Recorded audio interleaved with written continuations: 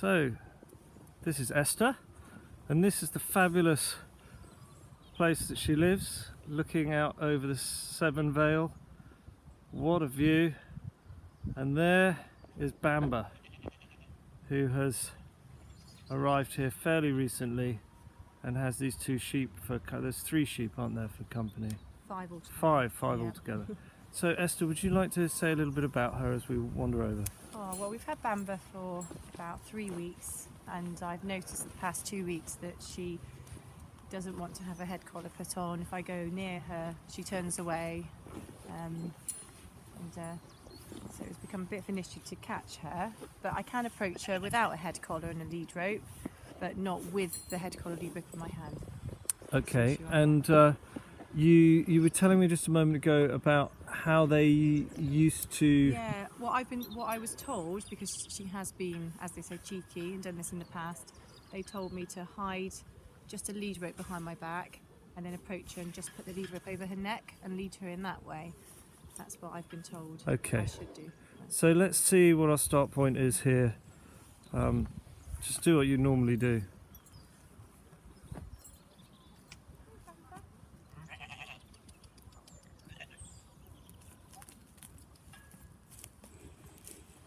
Okay.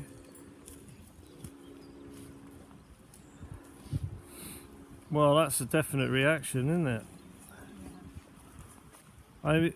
She's probably just picking up on your evil nature. I mean. If I don't have this in my hand, I can go up to her. Okay, great. Do you want to just put it on the floor and just see how that goes? She might know now. It might be. No, I'd be quite surprised looking at that. But and so you've put on a field safe head collar for her. Yeah, just so that we could get her in, which I have been doing. Yeah.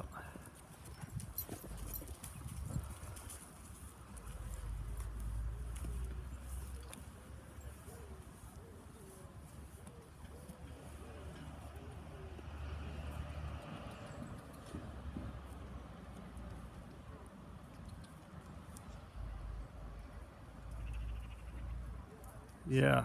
So, well, that's a much less extreme reaction, and that was really interesting and useful to see what just happened. I'm really glad I have that on film.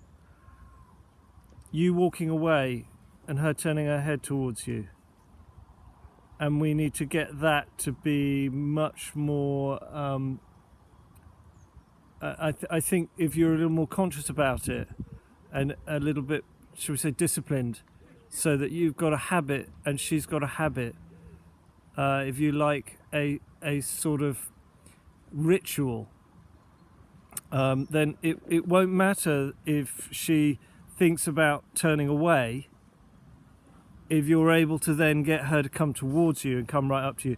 So as Monty likes to put it, he says, don't ever catch your horse. Teach your horse to catch you. I think that's very much what we need to do. You can see there her brain going into a flight mode and her adrenalizing, very, very rapidly and quite markedly.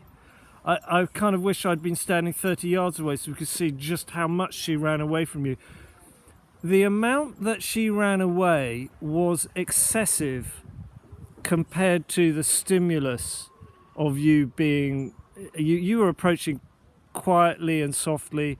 She's expecting, I think, something to come flying out of your hand. So what we'll start with is being able to approach, touch her, and then we'll walk away. Yeah. In fact, we'll even begin before that. We'll begin with a join up, I think. Yeah. See, this morning, because I left it a few days, I haven't. Right. I've left it there. I haven't had it at all. And then I've been going up to her every day, going up first thing, grooming her, giving her attention, and then just gently holding that head collar, just so that I felt like I have caught her. Yeah.